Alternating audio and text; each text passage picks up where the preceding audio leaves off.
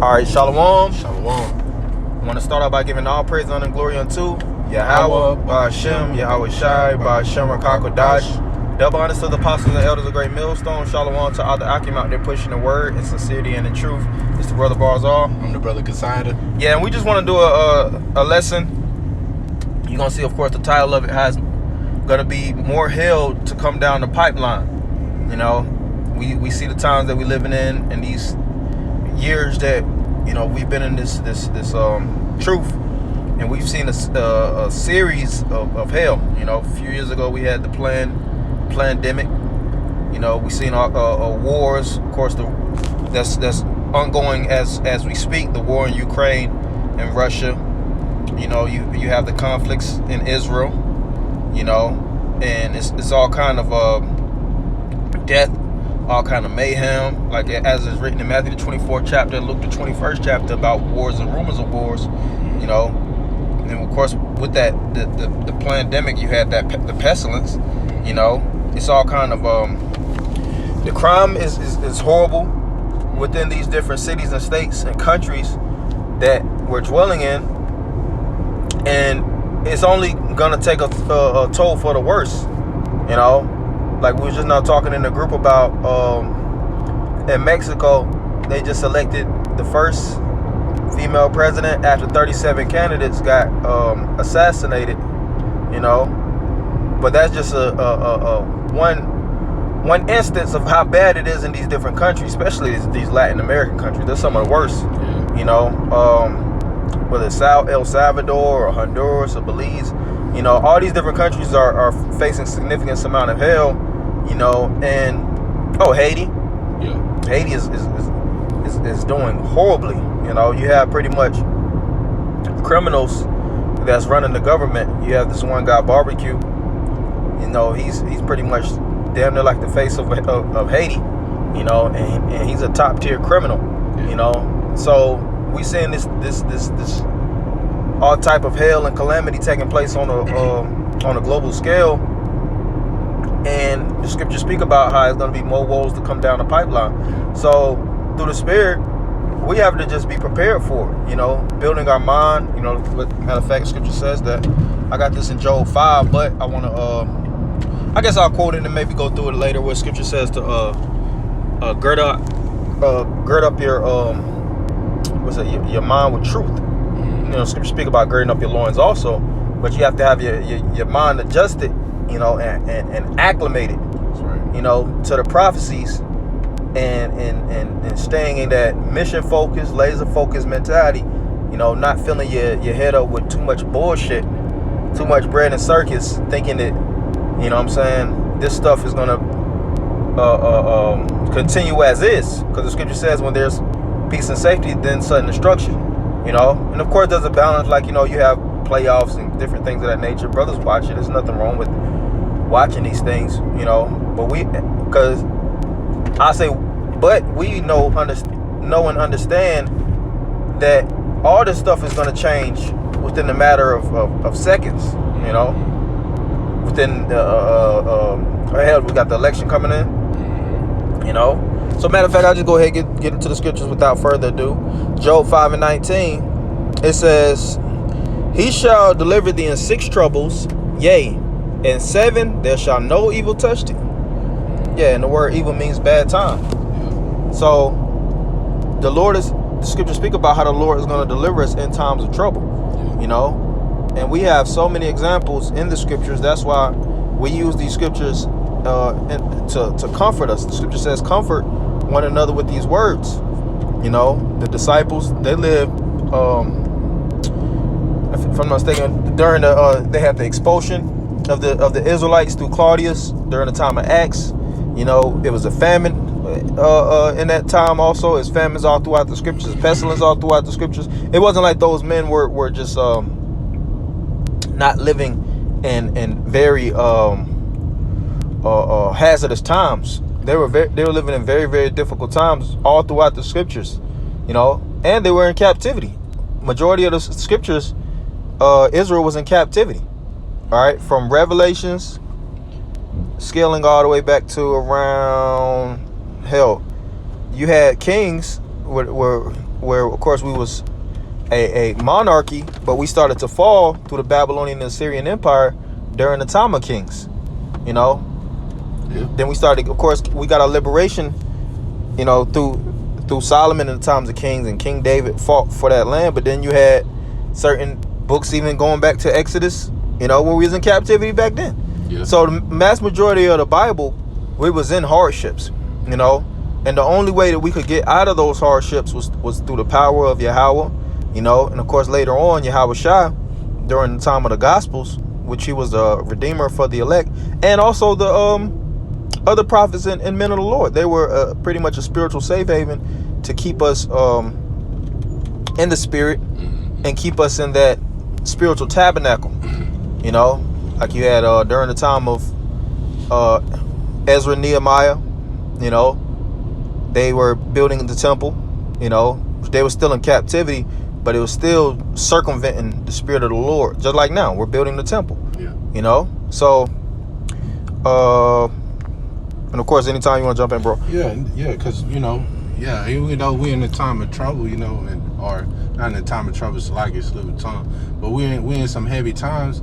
Yeah, the Lord is going to only turn it up, and as the elder was going into, we always had our times and moments where we went through some very hardship, even under these rulership. But in this time, in this point in time, we're going through an even harder time. So the Lord is going to even ramp that thing up even more. All right, He's going to turn that fire up, and nobody's going to be able to escape this fire ultimately. Because we all got to go through it, even the elect. Lord willing, we are that number, but hey, the elect got to go through it too.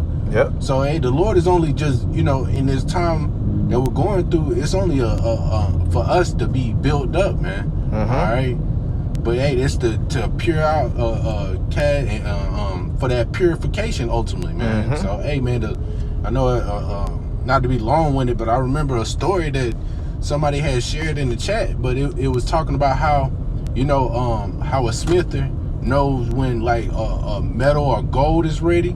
It's ultimately when it's ready is when when he sees his reflection in it. All right, and that's the same thing the Lord is doing with the elect.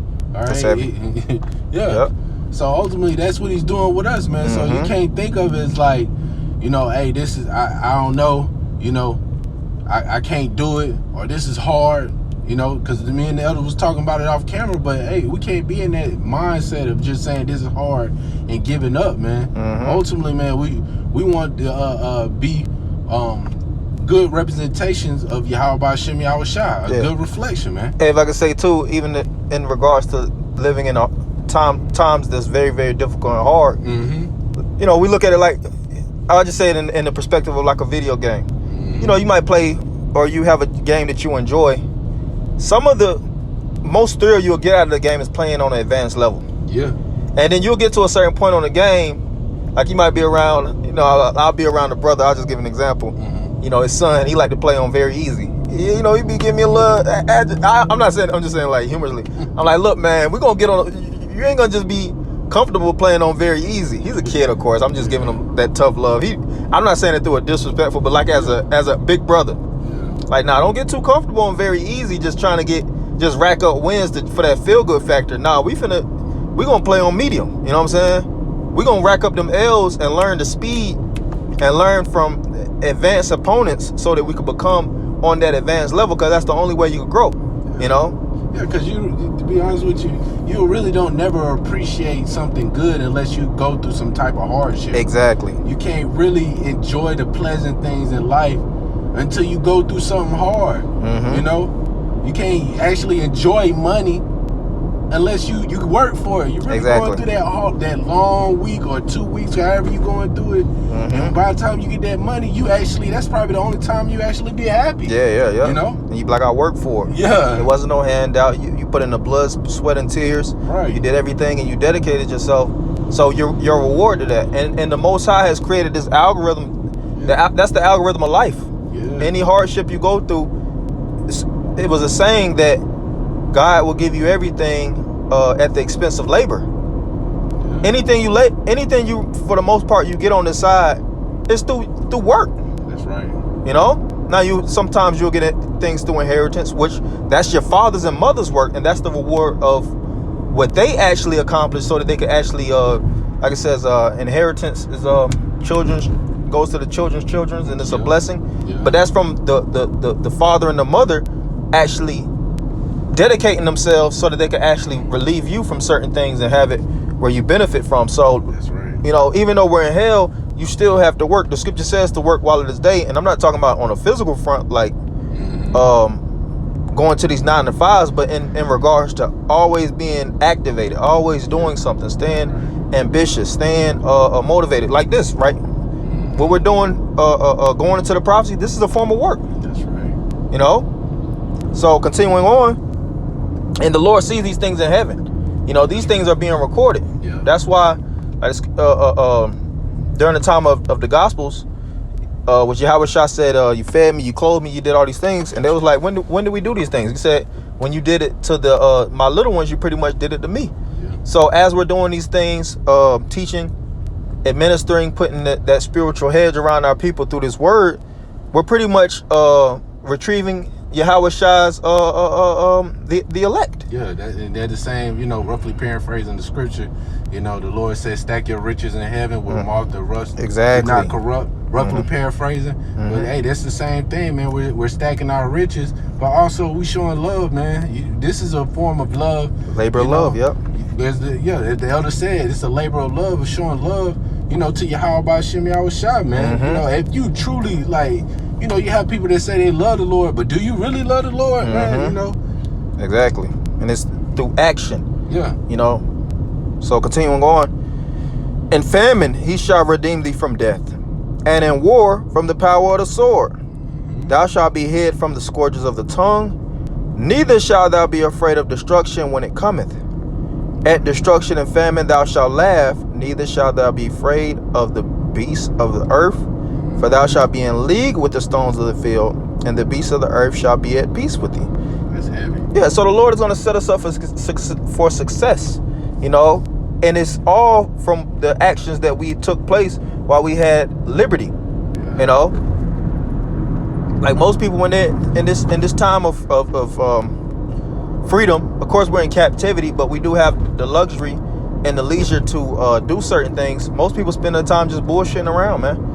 Chasing after the baddies, you know, doing all kind of drugs and, you know, trying to get the album off, you know, get the mixtape off, you know, doing everything but putting any type of stock in the Lord. But through the Spirit, we're constantly reflecting on the prophecies. You know, Scripture says, "Speak ye the truth, every man to his neighbor." We're constantly speaking things in regards to truth, praying, you know, uploading these videos, you know, for hell, even prophesying unto the wind. Making sure that that vibration of truth is still being pushed on the earth. That's why we hit the highways and byways, you know. And it's not about, you know, a large, because these guys try to make it seem like, all right, you don't have millions of followers and things of that nature. You're not doing the most immaculate views on YouTube, so you're not necessarily doing the work. The scriptures speak about amongst what is that? How pretty much one of the righteous is better than 1,000 wicked, so to speak. Yeah, you know, right, yeah. And it takes time, man. You know, when you go back to the time of Gideon, it was only about a small number of the righteous, man. That's why the Lord started shaving down those numbers, because it started to be excess amongst Israel that was just pretty much they had their hands in their pocket. Yeah. The Lord is looking for a small number, going back to that gold that's being refined, like the brother was going into, you know. The ones that's actually doing. The Lord said when he comes on the earth, shall he find so doing. Doing what? The work. That's right. The virgins that's actually trimming their lamps, that's actually adhering unto the prophecies and bidding the elect unto the marriage. Right. Let me get this in Psalms 94 and 16. Psalms 94 and 16.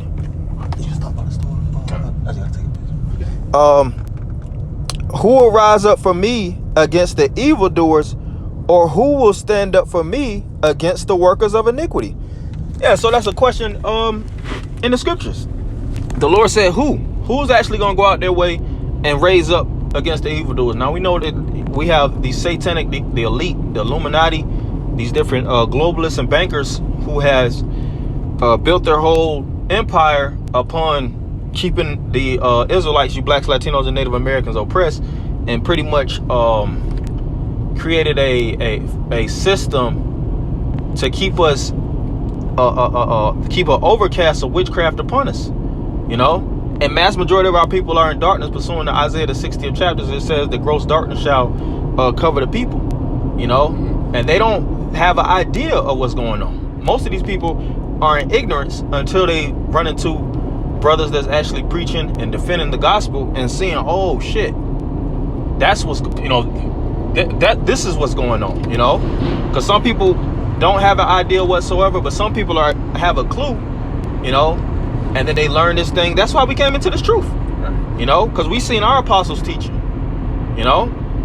I remember when I was 17 years old, man. You know, one of the priests, you know, one of the brothers in the camp that's still here. I seen him watching the, you know, videos, and I was triggered in the spirit, you know. And I was like, who these men, you know, that's teaching so vehemently for righteousness, defending the gospel, you know, not letting certain points slide on what certain individuals are saying, you know, defending everything with precepts, going precept upon precept, line upon line, and they're little. And I was inspired to work, you know. And fast forward, you know, that's just an example of me, you know, and all of us. The scriptures speak about, which I could get. Yeah, you got a quick testimony. You know, it's the same thing with me, to be able to just watch these elders and the bishops and them, you know, going to just to be able to elaborate on scriptures and actually make sense, you know, versus going, you know, or hearing it from anybody else, man. It's out of everything, it made the most sense, man. Yep. You know? Yeah. Because the scripture says in the book of Ezra how they made a sense of the reading. You got to make this thing make sense, man. You got to paint the picture so that Jake understand where they at, where they're going, what conditions we in as a people, how to get out of that condition, where we went off it, you know, because our people don't have an idea. So this is Hebrews 12:1. Wherefore, seeing we also are compassed about with so great a cloud of witnesses, let us lay aside every weight and the sin which does so easily beset us, and let us run with patience the race that is set before us. Right, so we're in a race, and this isn't a race of you know, trying to beat the man next to you. It's a personal race of endurance, you know.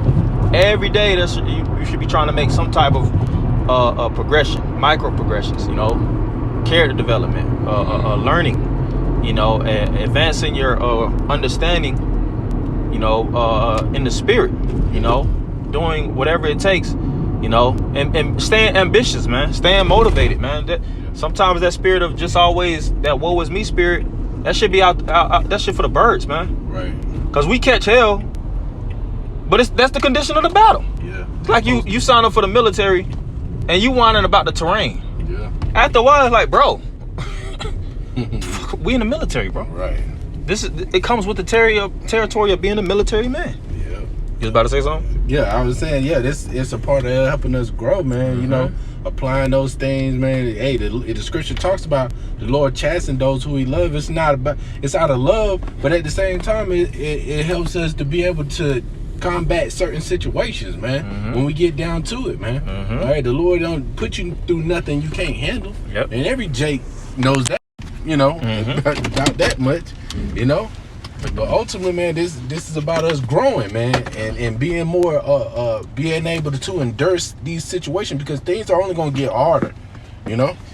Yeah, so I had to run to this little location, but yeah, we didn't want to make it too long, you know. Hopefully, brothers, few sisters edified, anybody giving all praise, honor, and glory unto Yahweh, by Hashem, Yahweh Shai, by Hashem, Hakodash. Double honors to the apostle and elders of the great millstone. Shalom, Akim. Shalom.